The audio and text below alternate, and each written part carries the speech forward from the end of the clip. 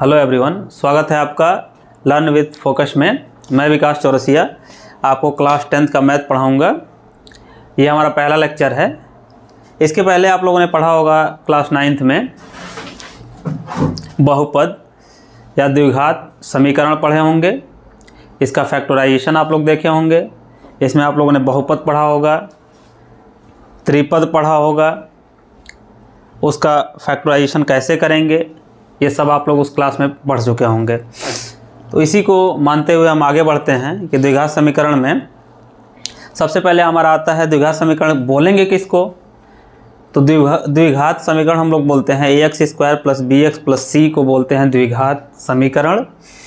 यहाँ पे a is not is equal to 0 होना चाहिए। क्यों? अगर a की वैल्यू 0 हो जाएगी तो ये 0 हो जाएगा, इसका मतलब ये टर्म 0 हो जाएगा।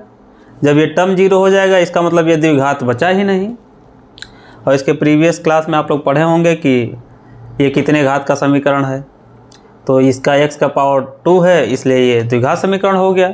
अगर x से पावर 3 हो जाएगा तो ये त्रिघात हो जाएगा। यहाँ x के पावर 1 हो जाएगा तो ये एक घात का हो जाएगा। या इसको पॉलिनोमियल भी बोल देंगे, मोनोमियल भी बोल देंगे। इसको एक्चुअली इसको बोलते हैं हम लोग पॉलिनोमियल, और पॉलिनोमियल में ये द्विघात है तो इसलिए इसको बोलेंगे द्विघात समीकरण। और जहाँ पे a b c क्या है हमारा? a b c आपका है रियल नंबर। रियल नंबर इसके पहले हम लोगों ने नंबर सिस्टम में पढ़ा था।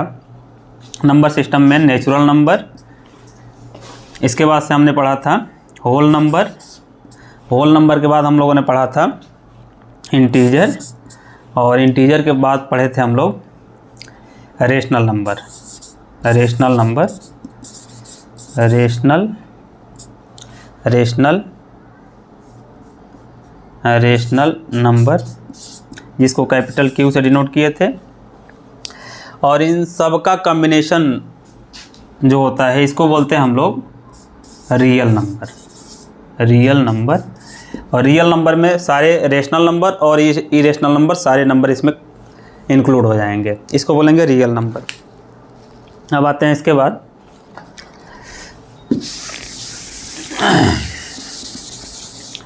तो अब जितने भी नंबर हम लोग पढ़ेंगे वह रियल नंबर ही पढ़ेंगे। तो यहाँ पे ax square plus B x plus C, जिसमें a is not equal to 0 होना चाहिए। क्यों 0 होना चाहिए इसको हमने बताया आपको। और a b c क्या है? a b c जो किसका एलिमेंट है वह r का है। r क्या है आपका? रियल नंबर है, यानी a b c जो होगा वह रियल नंबर होगा। अब आते हैं हम द्विघात बहुपद पे। तो द्विघात बहुपद जैसे हमने आपको बताया कि ax square plus B x plus C को बोलेंगे द्विघात बहुपद, जिसमें a b c आपका रियल नंबर है और a नॉट इक्वल टू 0 होना चाहिए। इसी को बोलते हैं क्वाड्रेटिक पॉलिनोमियल। इसके बाद हमारा आता है द्विघात समीकरण। द्विघात समीकरण,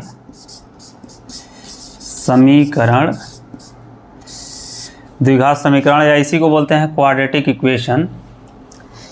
मान लेते हैं द्विघात समीकरण कोई px है जिसकी वैल्यू हमने लिख रखा है ax square plus B x plus C, और इसको इक्वल टू 0 कर दें तो इसी को बोलेंगे क्वाड्रेटिक इक्वेशन। अगर इक्वेट कर दिए 0 से तो इसको बोलेंगे इक्वेशन, और इसके पहले बोलेंगे हम लोग द्विघात बहुपद। क्यों? क्योंकि इसको इक्वल टू 0 नहीं लिखे हैं। जब इक्वल टू 0 लिखेंगे तो ये इक्वेशन बन जाएगा। तो हमने px की वैल्यू 0 कर दिया, और px की वैल्यू है क्या? ax square plus B x plus c is equal to 0। ये हो गया हमारा क्वाड्रेटिक इक्वेशन। अब इस क्वाड्रेटिक इक्वेशन में a, b और c क्या है आपका? कांस्टेंट है एक, जो रियल नंबर है, एलिमेंट ऑफ रियल नंबर है ये। जहाँ पे क्या a is not is equal to 0 होना चाहिए, और b c की वैल्यू कुछ भी हो सकती है, 0 1 2 3 एंड सो ऑन। नेगेटिव में भी हो सकती है, पॉजिटिव में भी हो सकती है, वो कोई भी रियल नंबर हो सकता है। इसके बाद हम लोग देखते हैं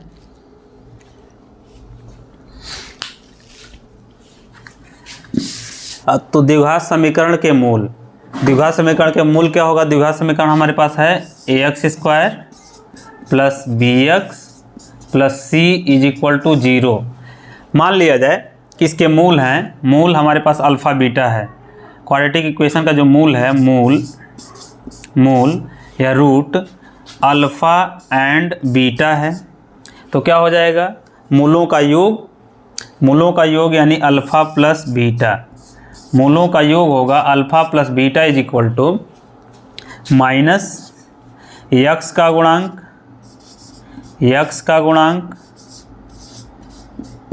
गुणांक डिवाइडेड बाई यक्स स्क्वायर का गुणांक।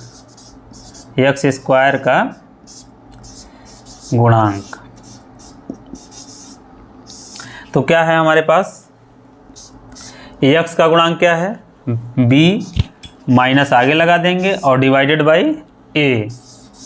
ये क्या हो जाएगा आपका, मूलों का योग हो गया आपके पास alpha plus beta is equal to minus b by a। अब हमें निकालना है मूलों का गुणनफल। मूलों का गुणनफल क्या हो जाएगा, मूलों का गुणनफल बोलते हैं इसको अल्फ़ा इंटू बीटा, और अल्फ़ा इंटू बीटा का मान हो जाएगा अचर पद ये हो जाएगा c और डिवाइडेड बाई एक्स स्क्वायर का गुणांक, ये हो जाएगा आपका c डिवाइडेड बाई a। ये हो जाएगा alpha into beta. Alpha into beta की वैल्यू हो गई हमारे पास ये c बाई a, और अल्फ़ा प्लस बीटा की वैल्यू हो गई। तो हम लोग आगे देखना है कि निम्न समीकरण में कौन द्विघात समीकरण है। तो हमारे पास 3 क्वेश्चन दिए गए हैं, इसमें पता लगाना है कि कौन द्विघात समीकरण है, कौन द्विघात समीकरण नहीं है। तो द्विघात समीकरण के लिए क्या होना चाहिए कि x के पावर कितना रहेगा 2। अगर जो x के पावर 2 आ जाता है तो उसको हम लोग बोलेंगे द्विघात समीकरण। x के पावर 2 नहीं आता है, 2 से ज़्यादा आता है तो उसको भी द्विघात नहीं बोलेंगे, और 2 से कम आता है उसको भी द्विघात नहीं बोलेंगे। तो पहला क्वेश्चन है हमारे पास x plus 1/x is equal to, मान लीजिए 0 है, ये समीकरण है एक। तो इसको सॉल्व किया जाए, इसको लिख सकते हैं हम लोग, इसका तिर्यक गुणा किया जाए x square plus 1 divided by x is equal to 0, या इसको लिख सकते हैं x square plus 1 is equal to 0। यहाँ पे क्या आ गया हमारा x टू दी पावर 2। इसका मतलब ये क्या है, द्विघात समीकरण है जहाँ पे a की वैल्यू 1 है, b की वैल्यू 0 है और c की वैल्यू 1 है। यहाँ पे हम लोग लिख सकते हैं a की वैल्यू 1 एक्स स्क्वायर प्लस 0 या 0 एक्स प्लस c की जगह पे 1 इज इक्वल टू 0। ये हो गया आपका ax square plus bx plus c is equal to 0। ये क्वाड्रेटिक इक्वेशन बन गया हमारा। इसका मतलब यह है आपका यह एक द्विघात समीकरण है, द्विघात समीकरण है। दूसरा क्वेश्चन देखा जाए, दूसरा क्वेश्चन हमारे पास 1 plus 1/x square is equal to x। इसको देखा जाए कि ये द्विघात समीकरण है कि नहीं है। तो इसके लिए क्या करेंगे, तिर्यक गुणा यहाँ भी करेंगे। ये हो जाएगा एलसीएम ले लिया जाए x square plus 1 divided by X square is equal to X. तिर्यक गुणा क्या हो जाएगा यहाँ से X square plus 1 is equal to, इसका इसमें गुणा करेंगे एक्स क्यू हो जाएगा। सारे टर्म को उधर ले जाया जाए तो क्या हो जाएगा आपका, या इसको इधर लाया जाए तो ये हो जाएगा हमारे पास minus X Q plus X square plus 1 is equal to 0। तो यहाँ पे देखा जाए x टू दी पावर 3 है, x टू दी पावर 2 है और x यहाँ पे c की वैल्यू 1 है इज इक्वल टू 0। तो यह हो गया हमारे पास त्रिघात समीकरण, न कि द्विघात बोलेंगे। इसको ने सबसे बड़ा जो पावर होता है उसी को कंसीडर करते हैं हम लोग। तो यहाँ पे हमारे पे x टू दी पावर 3 है, इसका मतलब ये क्या है, द्विघात समीकरण नहीं है, ये त्रिघात समीकरण है। इसको लिख सकते हैं हम लोग यह द्विघात समीकरण नहीं है। तीसरा एग्जाम्पल देख लेते हैं। तीसरा एग्जाम्पल है हमारे पास √x + 1/x = 5। तो यह गुणा कर लेते हैं। x to the power √x का मतलब है x टू द पावर 1/2। तो यहाँ पे हम लोग लिख सकते हैं x to the power 1/2 + 1/x = 5। फिर यह गुणा कर लिया जाए, ये हो जाएगा x टू द पावर 1/2 और इसका जब पावर इसमें जुड़ेगा तो एक बार ये पावर जुड़ जाएगा +1 / x = 5। फिर यह गुणा कर लिया जाए तो यहाँ पे हो जाएगा x to the power 3/2 + 1 / x = 5। या यहाँ से आप लोग लिख सकते हैं x to the power 3/2 + 1 = 5x। या यहाँ से लिख सकते हैं 5x को इधर लाया जाए x to the power 3/2 - 5x + 1 = 0। तो यहाँ पे हमने देखा x टू द पावर ये 3/2 है, ये भी द्विघात समीकरण नहीं है। इसका मतलब ये हो जाएगा द्विघात समीकरण, ये भी क्या है, द्विघात समीकरण नहीं है, द्विघात समीकरण नहीं है। नेक्स्ट देखना है, नेक्स्ट क्वेश्चन है प्रत्येक में ज्ञात करें दिए हुए मान समीकरण के हल हैं या नहीं। तो हमारे पास समीकरण दिया हुआ है, पहला है x² + √x √2x - 4 = 0। इसमें कह रहा है x = 2 अगर रखा जाए इसमें तो क्या यह समीकरण को सेटिस्फाई कर रहे हैं। सेटिस्फाई का क्या मतलब है, अगर इसकी वैल्यू इसके बराबर हो जाए, कब, जब x = √2 इसमें रखा जाए। तो अगर जो इसको सेटिस्फाई कर जाएगा तो हम लोग बोलेंगे कि यह x² + √2x - 4 में x = √2 रखने पर अगर ये सेटिस्फाई होता है, इसका मतलब कि दिए हुए मान क्या हैं, समीकरण के हल हैं। अगर सेटिस्फाई नहीं करेगा तो कहेंगे समीकरण के हल नहीं हैं। आइए देखते हैं तो क्या किया जाए। पुट x = √2, x = √2 इसमें पुट किया जाए इक्वेशन में। तो यहाँ पे हो जाएगा √2x² + √2 x की जगह पे √2 और -4, इसकी वैल्यू फाइंड किया जाए कितना होगा। ये कितना हो जाएगा, √2 की वैल्यू हो जाएगी, जब इसका स्क्वायर करेंगे तो ये हो जाएगा 2 प्लस √2 इंटू √2 का होल स्क्वायर। जब होल स्क्वायर करेंगे तो √2 हट जाए, √रूट हट जाएगा, फिर माइनस ये हो जाएगा 4, ये हो जाएगा 2 और 2 4 हो जाएगा -4। इसकी वैल्यू क्या आ गई, 0, जो किसके बराबर है, राइट हैंड साइड के बराबर है। इसका मतलब क्या है, इसका मतलब ये है कि x बराबर √2 समीकरण का क्या है, समीकरण का एक हल है। ऐसे ही x -2 √2 रख करके इसमें चेक कर लेंगे, रख लिया जाए। पुट x -2 √2 जब रखेंगे तो क्या होगा, -2 √2 का होल स्क्वायर प्लस √2 इंटू -2 √2 और -4। ये क्या हो जाएगा, इसकी वैल्यू यह हो जाएगा 2 2 = 4 और ये हो जाएगा 2, तो ये हो जाएगा 8 माइनस ये कितना हो जाएगा 4 और ये हो जाएगा -4।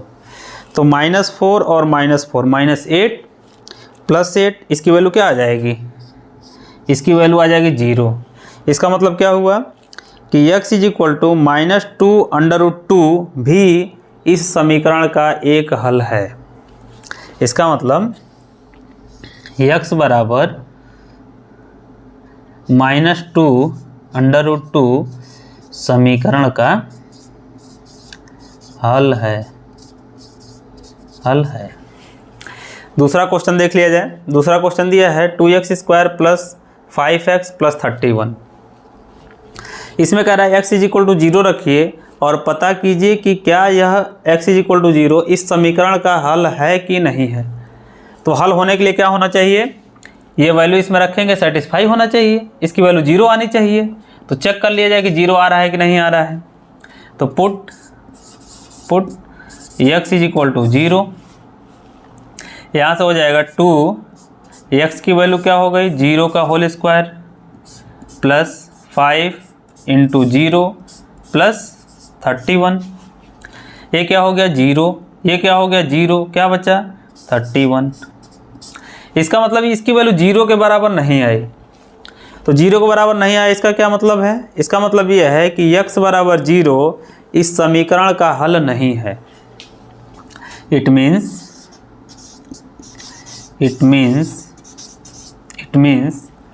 इसको लिख देंगे not equal to 0। It means x = 0 क्या है, समीकरण का हल नहीं है, समीकरण का हल नहीं है। थर्ड क्वेश्चन हमारे पास दिया है x² + x + 1। इसमें कह रहा है कि x = 1 पुट करिए और x = -1 पुट करिए। फिर देखिए क्या इस समीकरण को ये सेटिस्फाई कर रहा है। अगर सेटिस्फाई करेगा तो इसकी वैल्यू 0 आएगा, सेटिस्फाई नहीं करेगा तो इसकी वैल्यू क्या आएगा, 0 नहीं आएगा। तो देख लेते हैं। Put x = 1। जब x = 1 पुट करेंगे तो इसकी वैल्यू हो जाएगी 1 का स्क्वायर प्लस 1 प्लस 1। इसकी वैल्यू क्या आ गई 3 इज नॉट इक्वल टू 0। इसका मतलब क्या है, x बराबर 1 समीकरण का हल नहीं है। इसी में नेक्स्ट कह रहा है कि x = -1 रख के चेक किया जाए। तो पुट x = -1। जब x = -1 रखेंगे तो इसकी वैल्यू हो जाएगी -1 का होल स्क्वायर -1 प्लस 1। इसकी वैल्यू क्या हो जाएगी, -1 का होल स्क्वायर हो जाएगा 1 -1 प्लस 1, ये कैंसिल हो गया, क्या बचा 1 इज नॉट इक्वल टू 0। इसकी वैल्यू 0 नहीं है। तो क्या लिख सकते हैं हम लोग, अतः x बराबर -1 समीकरण का हल नहीं है, समीकरण का हल नहीं है।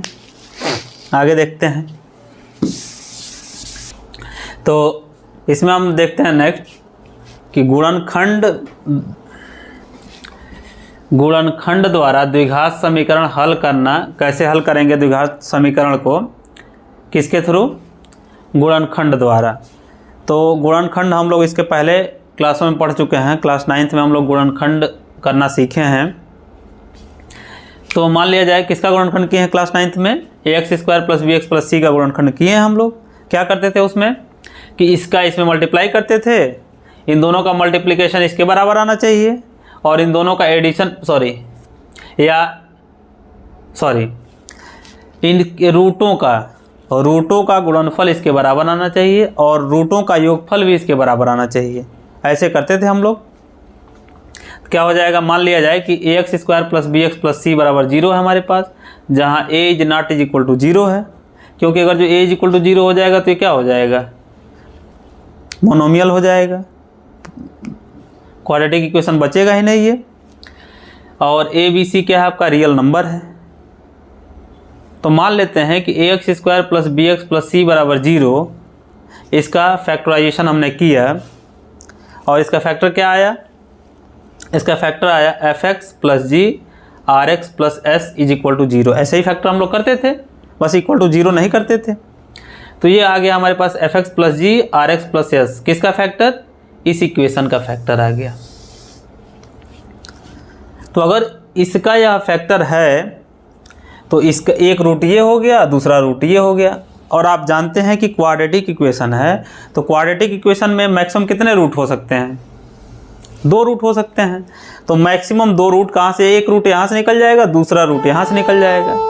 और ये रूट निकलेगा कब? ये रूट तब निकलेगा जब इसको इक्वल टू 0 किया जाए और इसको इक्वल टू 0 किया जाए। मतलब दोनों एक साथ 0 हो गए। इसका क्या मतलब है? या तो ये 0 होगा, नहीं तो ये 0 होगा। तो इसको 0 किया जाए तो यहाँ से एक रूट मिलेगा, इसको 0 किया जाए तो यहाँ से एक रूट मिलेगा। तो मान लेते हैं कि इसका जो रूट है, माना let alpha and beta are the root of this equation. इस इक्वेशन का जो रूट है वो क्या है? अल्फा और बीटा है। तो अल्फा यहाँ रखेंगे तब भी सेटिस्फाई करेगा, बीटा रखेंगे तब भी सेटिस्फाई करेगा। तो एक हमारा रूट ये हो गया, दूसरा रूट ये हो गया। तो x की जगह पे एक बार अल्फा रख दिया जाए, इस x की जगह पे बीटा रख दिया जाए और अल्फा बीटा की वैल्यू निकाल लिया जाए, पता चल जाएगा कि इसका रूट क्या है। ये पुट करते हैं। Put x is equal to alpha in this और x is equal to beta in this. तो क्या हो जाएगा ये? f अल्फा प्लस g और ये हो जाएगा r beta plus s is equal to 0। या तो ये 0 होगा, नहीं तो ये 0 होगा, या दोनों 0 होंगे। तो दोनों को बारी बारी 0 कर देते हैं। f alpha plus g is equal to 0। तो यहाँ से अल्फ़ा की वैल्यू मिल जाएगी -g/f। ये हो गया हमारा पहला रूट। यहाँ से मिल जाएगा r beta plus s is equal to 0 या बीटा इज इक्वल टू मिल जाएगा -s/r। ये हो गया हमारा दूसरा रूट। अल्फ़ा और बीटा दोनों रूट हमारे मिल गए। अब हम लोग क्या करेंगे कि गुणनखंड विधि द्वारा द्विघात समीकरण को हल करेंगे और हल करके निकालेंगे क्या? रूट निकालते हैं कि इसका रूट क्या है, अल्फ़ा क्या है और बीटा क्या है। तो निकाला जाए, इसको देखते हैं। यहाँ पे द्विघात समीकरण को हल कीजिए। कुछ हमारे पास द्विघात समीकरण दिए गए हैं, यहाँ पे इसको हल करना है। कैसे हल करेंगे? तो हमने आपको बताया है कि फैक्टराइजेशन हम लोग जानते हैं, 9th में आप लोग पढ़ चुके हैं फैक्टराइजेशन। तो इसका फैक्टर किया जाए। फैक्टर करने का क्या मेथड है कि हम लोग देखते हैं सेंटर में कौन सा x का गुणांक क्या है। तो यहाँ पे x का गुणांक क्या है? 1 है। तो 1 को हम लोग यहाँ पे a का मान है 2 और c का मान है 6, इन दोनों को मल्टीप्लाई करेंगे, क्या हो जाएगा? 12। 12 को ऐसे 2 पार्ट में हमें डिवाइड करना है कि उसका एडिशन आ जाए 1 और मल्टीप्लिकेशन भी क्या आ जाए? +1। तो क्या करेंगे, आइए देखते हैं। सबसे पहले इसको हम लोग लिख सकते हैं, इसको क्या किया जाए? माइनस से गुणा कर दिया जाए। तो जब माइनस से गुणा करेंगे तो 2x² -x -6 is equal to 0। यहाँ से ये आ गया हमारे पास 6 × 2, 6 × 2 इज इक्वल टू आ गया हमारे पास 12। 12 को ऐसे 2 पार्ट में डिवाइड करना है कि उसका एडिशन आ जाए -1 और जब उसका मल्टीप्लिकेशन करेंगे तब भी -1 आना चाहिए। तो हम लोग लिख सकते हैं यहाँ पे 4 × 3, सॉरी, जब इसका मल्टीप्लाई करें तो ये कितना आना चाहिए? 6 दूनी 12 आना चाहिए और जब उसको ऐड करें तो उसकी वैल्यू कितना आना चाहिए? -1। तो इसमें 4 में से अगर जो -4 में से 3 घटाया जाए, +3 को घटाया जाए तो क्या आएगा? -1 आ जाएगा। तो इसका मतलब ये है, इसको लिख सकते हैं हम लोग 2x² -4x + 3x -6 is equal to 0। इन दोनों में कॉमन क्या है? 2x कॉमन है। यहाँ बच गया x -2 और प्लस इसमें क्या कॉमन है? 3x -2 is equal to 0। इन दोनों में क्या कॉमन है? x -2 बच का गया है 2x + 3 इज इक्वल टू 0। ये हो गया इसका फैक्टर। यानी यहाँ से हम लोग लिख सकते हैं x इज इक्वल टू, जब इसको जीरो करेंगे तो x इज इक्वल टू क्या आ जाएगा 2, और जब इसको जीरो करेंगे तो x इज इक्वल टू क्या आ जाएगा -3/2। यानी x के कितने मान हो गए, x इज इक्वल टू 2 और x इज इक्वल टू -3/2 जब इसमें रखेंगे तो ये इसको सेटिस्फाई करेगा, यानी इसकी वैल्यू क्या आ जाएगी 0 आ जाएगी। आइए दूसरा क्वेश्चन देखते हैं। सेकंड क्वेश्चन है हमारे पास x minus 3/x is equal to 1/2। तो सबसे पहले ये चेक करेंगे क्या ये द्विघात समीकरण है कि नहीं है। तो हम लोग देखते हैं यहाँ पे x के पावर 1 है, यहाँ पे भी x के पावर 1 है। जब इसका एलसीएम लेंगे तो यहाँ पे x टू दी पावर क्या हो जाएगा 2 हो जाएगा, और नीचे x टू दी पावर 1। इसका मतलब ये है कि ये द्विघात समीकरण है। तो द्विघात समीकरण इसको पहले बना लिया जाए, एलसीएम ले लीजिए। ये हो जाएगा आपका x² - 3 divided by x is equal to 1/2। Cross multiplication किया जाए, तो क्रॉस मल्टीप्लिकेशन करेंगे तो क्या आ जाएगा 2x² - 3 is equal to 2x² और -3 2 या 6। ये हो जाएगा x की वैल्यू इधर आ जाएगी, x ये x को इधर कर लीजिए, 2x² - x is equal to 0। फिर वही फंडा कि 6 दूनी 12, यही इक्वेशन बन गया। ये देखिए यहाँ पे 2x² - x is equal to 0। इसके बाद यही वाला प्रोसेस हो जाएगा। यहाँ भी x की वैल्यू क्या मिल जाएगी, x इज इक्वल टू 2 मिलेगा और x इज इक्वल टू -3/2 मिल जाएगा। अगला क्वेश्चन देखते हैं। अगला क्वेश्चन हो जाएगा हमारे पास, यहाँ दिया हुआ है 2x² + 1 इज इक्वल टू 33। तो 1 को उधर ले जाया जाए तो ये हो जाएगा कितना 33 - 1 या 2x² इज इक्वल टू हो जाएगा 32। 2 से डिवाइड कर दिया जाए तो x² इज इक्वल टू हो जाएगा 16, या x इज इक्वल टू क्या हो जाएगा +/4। 16 का स्क्वायर रूट क्या होता है 4। तो यह हो गया x इज इक्वल टू +4 या -4, या इसको ऐसे लिख सकते हैं x की वैल्यू हो गई 4 और -4, 2 हो गया। ये तीसरा हमारे पास एग्जाम्पल है, चौथा इसको सबसे पहले क्या करेंगे, एक फैक्टर ये है, दूसरा फैक्टर ये है। सबसे पहले इसको डिवाइड कर दिया जाए, तो डिवाइड करेंगे तो आपको मिलेगा x - 5, यहाँ पर मिलेगा x + 5, और जब इसको इससे डिवाइड करेंगे तो 11 × 5 = 55, 11 हो गया। अब इन दोनों का मल्टीप्लाई कर लिया जाए तो देखिए a - b a + b क्या होता है, ये होता है a² - b²।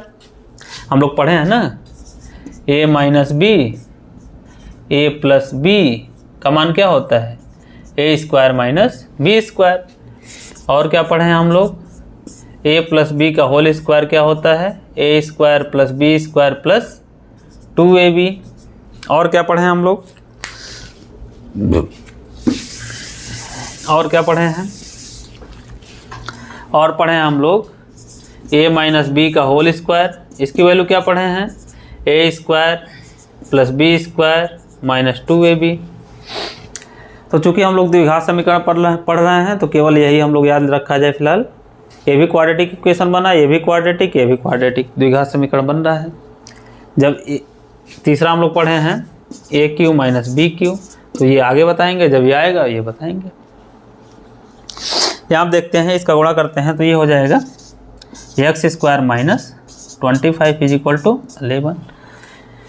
उधर 25 को उधर ले जाया जाए, क्या हो जाएगा प्लस हो जाएगा, तो 25 और 11 क्या हो जाएगा 36, या x इज इक्वल टू +/6, या x की वैल्यू क्या आ गई 6 और -6।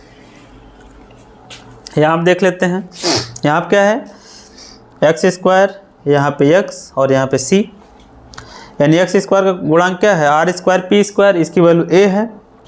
और यहाँ पे x का गुणांक क्या है 2rp, यानी ये आपका b है और ये आपका c है। यहाँ भी ax² + bx + c is equal to 0 है। इसका मतलब ये भी क्वाड्रेटिक इक्वेशन है, जहाँ पे p की वैल्यू 0 नहीं होनी चाहिए। p की वैल्यू अगर 0 हुई तो ये पूरा टर्म 0, इसका मतलब ये क्वाड्रेटिक इक्वेशन नहीं बचेगा। और r की वैल्यू भी 0 नहीं होनी चाहिए, r की वैल्यू 0 हुई तब भी ये 0, तब भी ये क्वाड्रेटिक इक्वेशन नहीं बचेगा। इसको कैसे सॉल्व करेंगे, तो इसको ध्यान से आप देखेंगे तो ये कुछ नहीं है। क्या है ये है आपका A square plus B square plus 2ab इसको लिख सकते हैं हम लोग। तो इसको डायरेक्टली हम लोग, ये फार्मूला है हमारा, ये हमारा आर पी एक्स प्लस 1 का क्या है, ये होल स्क्वायर है, इज इक्वल टू 0। यहाँ से लिख सकते हैं आर पी एक्स प्लस 1 बराबर 0, या यहाँ से लिख सकते हैं एक्स इज इक्वल टू 1 को इधर ले जाएंगे तो माइनस हो जाएगा, -1 और इससे डिवाइड करेंगे तो ये हो जाएगा आर इंटू पी। ये हो गया हमारा एक्स की वैल्यू। यहाँ से हमें 2 रूट मिला और दोनों रूट क्या होगा, -1/RP -1/RP, तो दोनों कॉमन है इसलिए एक बार हमने लिख दिया। छठा एग्जाम्पल है हमारे पास 16x² बराबर 225। यहाँ से लिख सकते हैं x² is equal to 225 divided by 16। इसका स्क्वायर रूट लिया जाए तो ये भी परफेक्ट स्क्वायर है और ये भी परफेक्ट स्क्वायर है। ये किसका परफेक्ट स्क्वायर है, 15 का, 15 जा 225, और ये हमारा 4 का स्क्वायर है। तो इसको लिख सकते हैं हम लोग x is equal two plus minus 15 divided by 4, या x की वैल्यू हमारी क्या हो गई, x की वैल्यू हो गई 15/4 प्लस में और -15/4 माइनस में। तो ये कुछ क्वेश्चन है, द्विघात समीकरण को हल किया गया यहाँ पे। आगे देखते हैं करेंगे हम लोग द्विघात समीकरण। अभी तक हम लोगों ने देखा कि फैक्टराइजेशन मेथड से, गुणनखंड विधि से कैसे द्विघात समीकरण को हल करेंगे, लेकिन कई क्वेश्चन ऐसे आते हैं जिसको गुणनखंड विधि द्वारा सॉल्व करना संभव नहीं हो पाता है। उसके जगह क्या करेंगे हम लोग, द्विघात समीकरण को हल करेंगे बाय फार्मूला। तो फार्मूला कैसे निकालेंगे, फार्मूला क्या होता है उसको हम लोग यहाँ पे डिस्कस करेंगे। तो है द्विघात समीकरण का सूत्र द्वारा हल। सूत्र द्वारा कैसे हल करेंगे, तो सबसे पहले सूत्र निकाला जाए तब सूत्र से हल करेंगे। तो सूत्र इसका क्या है, हमारे पास माना let ax² plus bx plus c is equal to 0 है, जहाँ a is not is equal to 0, a की वैल्यू 0 नहीं हो सकती, और a b c क्या है आपका रियल नंबर है। तो हम क्या करेंगे कि इस क्वाड्रेटिक इक्वेशन में यहाँ फार्मूला हम निकाल रहे हैं। देखिए कैसे फार्मूला निकलेगा, दोनों पक्षों में हम a से भाग कर दे रहे हैं। तो इसमें भी a से भाग कर दिया और इसमें भी a से भाग कर दिया। तो 0 में किसी से भी भाग दीजिए, क्या आएगा, 0 आएगा, और यहाँ a से a कैंसिल हो जाएगा। तो यह बचा x² plus b/a into x plus c/a बराबर 0। इसको इधर भेजा जाए तो यह हो जाएगा x² plus b/a into x is equal to minus c/a। अब हम लोग क्या करेंगे, इसको बनाएंगे पूर्ण वर्ग। पूर्ण वर्ग कैसे बनाएंगे, पूर्ण वर्ग इसको इसलिए बना रहे हैं क्योंकि यहाँ पे वेरिएबल है। वेरिएबल क्या है आपका, चर x है, इधर x नहीं है, इसको पूर्ण वर्ग नहीं बनाएंगे, इसको पूर्ण वर्ग बनाएंगे, क्योंकि हमें x की वैल्यू ही तो निकालनी है फार्मूला से। तो x की वैल्यू निकालने के लिए पहले इसको पूर्ण वर्ग बनाया जाए। तो पूर्ण वर्ग बनाने के लिए क्या करेंगे हम लोग, या तो आप b² बाई 4a² दोनों तरफ जोड़ दीजिए, या नहीं जोड़ना चाहते हैं तो वर्ग कैसे बनाते हैं, किसी इक्वेशन को वर्ग कैसे बनाते हैं उसका हमारे पास मेथड है कि हम लोग क्या करते हैं, ax² प्लस bx बराबर मान लीजिए c है। तो इसको पूर्ण वर्ग जानते हैं कैसे बनाएंगे, इसका पूर्ण वर्ग बनाने के लिए कि x का कोफिशिएंट देखते हैं, x का कोफिशिएंट कितना है, b है। तो हम लोग क्या करते हैं, b का हाफ का वर्ग जोड़ देंगे और इतना ही क्या करेंगे, घटा देंगे। तो कोई फर्क पड़ेगा इधर लेफ्ट साइड में, दोनों कैंसिल हो जाएगा, कोई दिक्कत नहीं पड़ेगी। तो वही यहाँ पे हम कह रहे हैं आपसे कि b² बाई 4a² या तो इधर जोड़ दीजिए और इधर भी जोड़ दीजिए, दोनों कैंसिल हो जाएगा। या इसका हम लोग कर सकते हैं x² plus b/a into X और plus B square by 4a² जोड़ दिया जाए और minus B square by 4a² घटा दिया जाए और इसकी वैल्यू क्या है -c/a है। तो यहाँ पे हमने क्या किया, यही फार्मूला अपनाया। क्या किया हमने, x का जो कोफिशिएंट है b/a, इसका आधा कितना होगा, इसका आधा होगा b/2a, इसका वर्ग जोड़ दिया हमने और इसी का वर्ग क्या किया, घटा दिया। फिर ये आपस में कैंसिल हो जाएंगे, कोई फ़र्क नहीं पड़ेगा, जितना लेफ्ट में था उतना राइट में हो जाएगा। केवल पूर्ण वर्ग बनाने के लिए हमने ये किया है। तो क्या हो जाएगा ये, यह देखिए a² plus b² plus 2ab, ये 2ab बन रहा है। तो यहाँ से हम लोग लिख सकते हैं a प्लस यहाँ क्या हो जाएगा b और डिवाइडेड बाई यहाँ क्या हो जाएगा, इसका स्क्वायर रूट लेंगे तो 2 हो जाएगा और ये a हो जाएगा, ये हो जाएगा 2a, इसका हो गया ये होल स्क्वायर।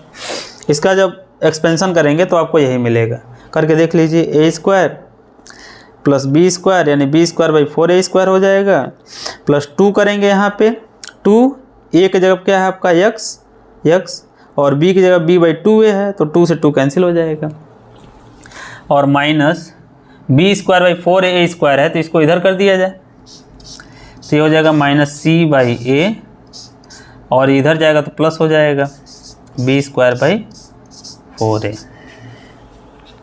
यहाँ से हम लोग लिख सकते हैं x plus b/2a whole square is equal to, इसका एलसीएम ले लिया जाए। तो जब एलसीएम लेंगे तो आपको मिलेगा यहाँ से -4ac plus b² divided by 4a, ये मिलेगा। इसके बाद क्या करेंगे हम लोग, इसके बाद क्या करेंगे, x plus b/2a whole square is equal to, इसको लिख सकते हैं हम लोग b² - 4ac, b² - 4ac divided by 4a,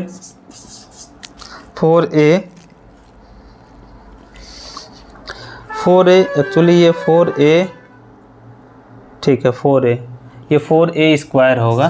देखिए यहाँ से ये स्क्वायर है तो इसका जब एलसीएम लेंगे तो ये 4a² हो जाएगा। यहाँ पे a के पहले से a से यहाँ गुणा हो जाएगा। तो यहाँ से हम लोग कर सकते हैं, इसका क्या कर सकते हैं, स्क्वायर रूट ले सकते हैं। तो स्क्वायर रूट लेंगे तो x प्लस b/2a, इसका स्क्वायर रूट इतना ही हो गया, क्या है केवल यहाँ से घात हट जाएगा और ये क्या हो जाएगा √b² - 4ac और डिवाइडेड बाई इसका स्क्वायर रूट क्या होगा, 4 का 2 हो जाएगा और a² का a हो जाएगा, ये हो जाएगा 2 × a। यहाँ तक किसी कोई दिक्कत हो तो बताएं। यहाँ से हम लोग लिख सकते हैं, इसको इधर कर दिया जाए, ये हो जाएगा एक्चुअली प्लस माइनस, क्योंकि यहाँ पे स्क्वायर रूट जब लेते हैं तो ये प्लस में भी आता है और माइनस में भी आता है, इसलिए यहाँ पे हो गया प्लस माइनस। यहाँ से x इज इक्वल टू हो जाएगा हमारे पास, इसकी वैल्यू जब इधर ले जाएंगे तो ये माइनस हो जाएगा, तो -b/2a plus minus √b² - 4ac और डिवाइडेड बाई 2a। यहाँ से x की वैल्यू हो गई -b, एलसीएम दोनों का सेम है, plus minus √b² - 4ac divided by 2a। तो यहाँ से x के कितने रूट हैं, यहाँ से x के 2 रूट हैं। क्या, एक x का रूट है -b plus √b² - 4ac divided by 2a और दूसरा रूट है -b minus √b² - 4ac divided by 2a। तो यह हो गया आपका अल्फ़ा और ये हो गया आपका बीटा। तो यहाँ क्यों, क्योंकि यहाँ पे क्वाड्रेटिक इक्वेशन था, क्वाड्रेटिक इक्वेशन में कितने रूट मिलते हैं, 2 रूट मिलते हैं, दोनों रूट हमारे पास मिल गया। यानी यहाँ से अब हम लोग ये कर सकते हैं कि हमारे पास कोई भी क्वेश्चन दिया हुआ है क्वाड्रेटिक इक्वेशन, वहाँ पे a की वैल्यू पता कर लीजिए, c की वैल्यू पता कर लीजिए, a की वैल्यू पता कर लीजिए। और उसको इस फार्मूले में रखिए, आपका आंसर आ जाएगा एक लाइन में। तो चलिए देखते हैं कैसे इसको अप्लाई करेंगे। यहाँ तक सबको समझ में आ गया। ये हमारा अल्फ़ा बीटा है, ये हमारा है क्वाड्रेटिक इक्वेशन का मूल, जिसको रूट बोलेंगे अल्फ़ा और बीटा।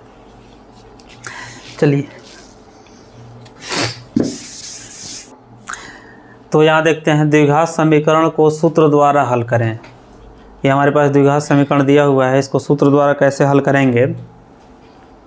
तो हम लोग फार्मूला भी देखे हैं। क्या फार्मूला था हमारे पास, x = -b plus minus under root b² - 4ac divided by 2 × a।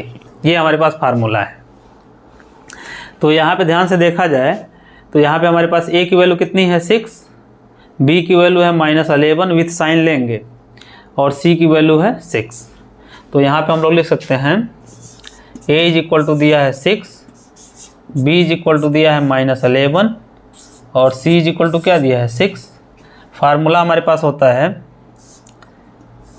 x = -b plus minus under root b² - 4ac divided by 2a रखा जाए इसमें।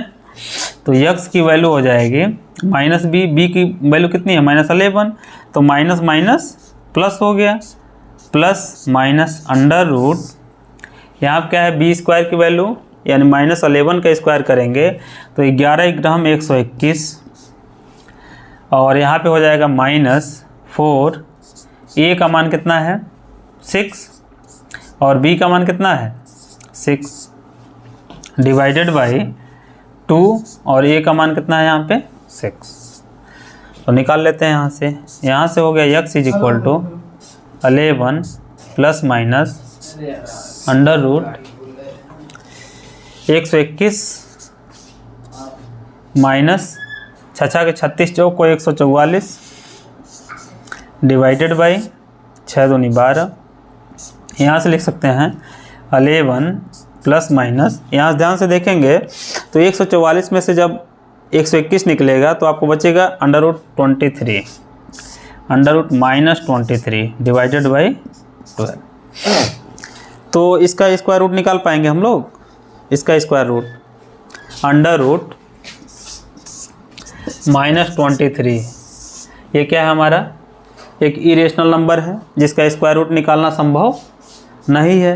तो अंडर रूट -23 को हम लोगों ने अभी नहीं पढ़ा है, इसको हम लोग लिख सकते हैं अंडर रूट 23i। इसको पढ़ेंगे 11th में, अभी ये हमारे सिलेबस में नहीं है तो फिलहाल इसको छोड़ते हैं। इसका रूट निकाल पाना संभव नहीं है तो इसको ऐसे छोड़ देंगे, ये हो जाएगा हमारा रूट।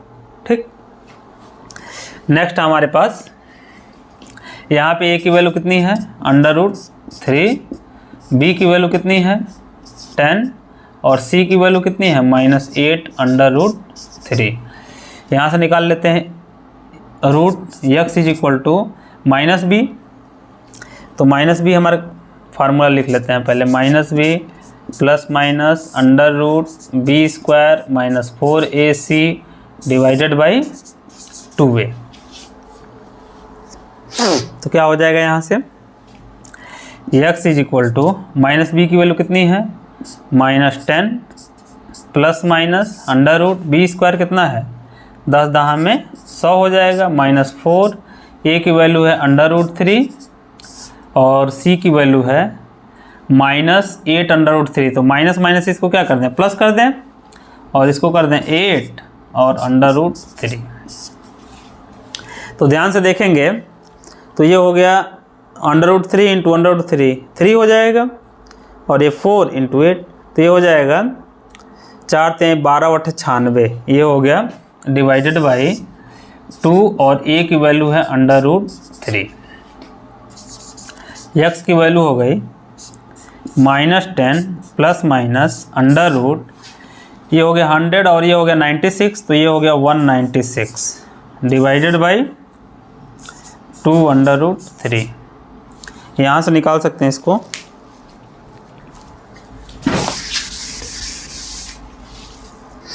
यहाँ से इसको लिख सकते हैं, क्या लिख सकते हैं इसको, यहाँ से x की वैल्यू हो जाएगी -10, और इसका तो जानते हैं सब लोग वर्गमूल क्या होता है, +-14 डिवाइडेड बाई 2√3।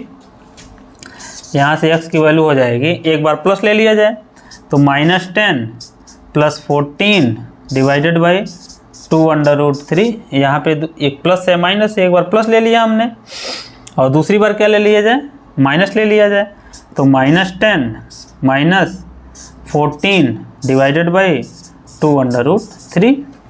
तो x की जो पहला रूट आ गया, x का पहला रूट क्या हो गया, 14 में से 10 जाएगा 4 डिवाइडेड बाई 2√3, और दूसरा क्या हो गया, 14 × 10 = 24 - 24 डिवाइडेड बाई 2√3। यहाँ से हो जाएगा x की वैल्यू 2 डिवाइडेड बाई √3, और यहाँ से हो गया -12 डिवाइडेड बाई √3। या इसी को और भी लिख सकते हैं हम लोग, यह हो जाएगा 2√3, इसकी वैल्यू और भी लिख सकते हैं, 4 × 3 = 12 यानी 4√3, इसकी वैल्यू और लिख सकते हैं हम लोग। x की वैल्यू और हो जाएगी हमारी कितनी, x = हो जाएगा 2 डिवाइडेड बाई √3, और इसकी वैल्यू हम लोग लिख सकते हैं -4√3। ये हो गया हमारा रूट, डायरेक्ट निकाल लिया फार्मूले से। एक और क्वेश्चन दिया है यहाँ पे, तो यहाँ पे कुछ नहीं है, यहाँ पे x की जगह पे y बस दे दिया है, तो y की वैल्यू यहाँ से निकाल लेंगे। y की वैल्यू क्या होती है, -b + -√b² - 4ac divided by 2a। कुछ नहीं करना है आपको, बस यहाँ पे a की वैल्यू दिया है 2, a का मान कितना मान लिख दे रहे हैं 2, b का मान दिया है -5, और c का मान दिया है -24। इसमें रख दीजिए, y का मान निकल जाएगा, जैसे x के 2 मान निकले हैं वैसे y के 2 मान निकल जाएंगे, माइनस ये -5 - 5 +5 हो जाएगा, प्लस माइनस b² 25 -4, a का मान है 2 और c का मान है -24, तो इसको प्लस कर दिया जा रहा है, डिवाइडेड बाई 2, a का मान है 2, इसको निकाल लीजिए, जो आएगा वही आंसर हो जाएगा। कोई दिक्कत है यहाँ तक, ठीक।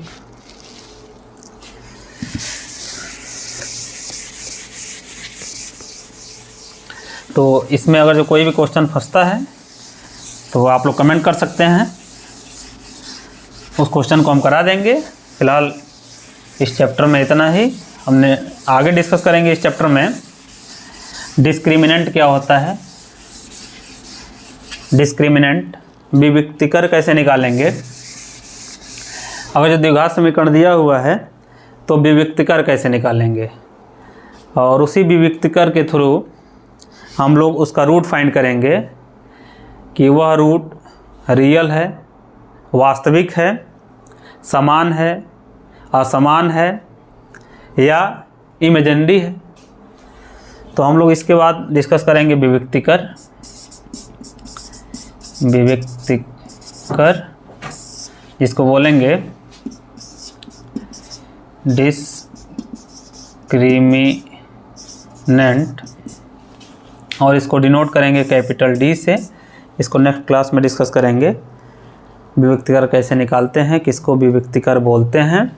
फिलहाल आप लोग थोड़ा सा पढ़ लीजिएगा, जो विविक्तिकर होता है उसको बोलते हैं b² - 4ac को ही हम लोग बोलते हैं विविक्तिकर, इसको बोलते हैं विविक्तिकर, ठीक।